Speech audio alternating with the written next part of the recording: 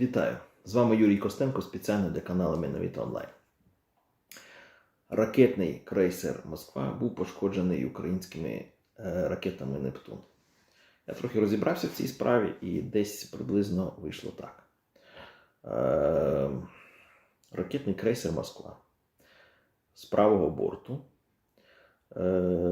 був атакований Байрактаром. Той Байрактар пошкодив ПВО даного крейсера, і він не зміг підбити два Нептуни, які вдарили йому в лівий борт. Як наслідок, корабель загорівся, в йому здетонував боєкомплект. В першій годині ночі він подав СОС, а в другій годині ночі він перевернувся. Про те, чи він затопив чи ні, наші казали, що він затопив, але вже пізніше Пентагон сказав, що він не потонув, а знаходиться в напівзатопленому стані, і його стараються відбуксирувати у Севастополь на ремонт. В будь-якому випадку ракетний крейсер «Москва» виведений з ладу на декілька місяців. Це однозначно. І це досить таки велика стратегічна перемога українських Збройних сил. Справа в чому? Що даний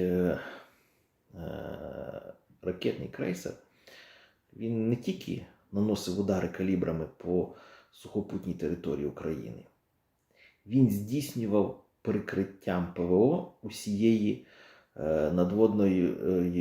надводного групування цих кораблів. Тобто, по суті, забезпечував їхнє ПВО.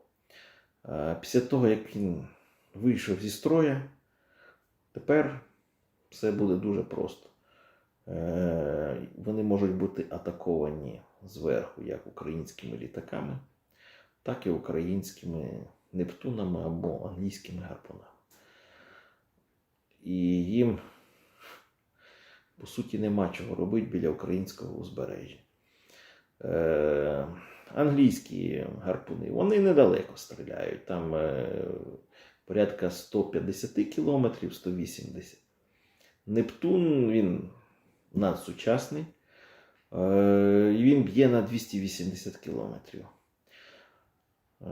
Цю ракетну програму було фактично відновлено після того, як міністром оборони став був Резніков, і завершення її якраз планувалося на березень місяць.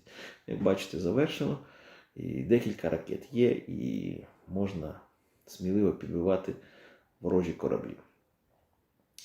Отож, тепер, скажімо так, вторгнення і атака з моря, скажімо так, прямує до нуля.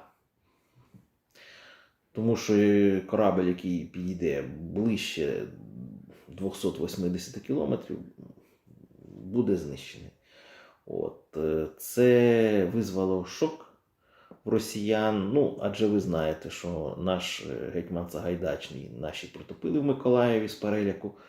Подумали, що росіяни захоплять Миколаїв. І всі москалі весь березень місяць радувалися. Після того, як фактично виведений з ладу ракетний крейсер «Москва», це шок, паніка, страх.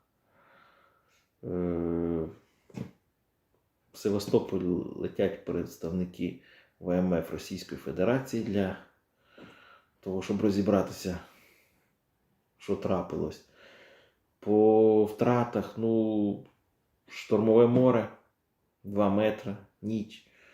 Турки врятували 50 чоловік. Скільки врятували самі росіяни, не зрозуміло. Але однозначно є якісь втрати, оскільки пожежа, детонація боєприпасів. Я думаю, що це буде повністю засекречено, так само, як це все було із Новосибірськом в Севастополі в 55-му році. І правда спливе значно пізніше. Все, підписуйтеся, ставте лайки, коментарі. З вами був Юрій Костенко, спеціально для каналу Менавіта Онлайн. Слава Україні!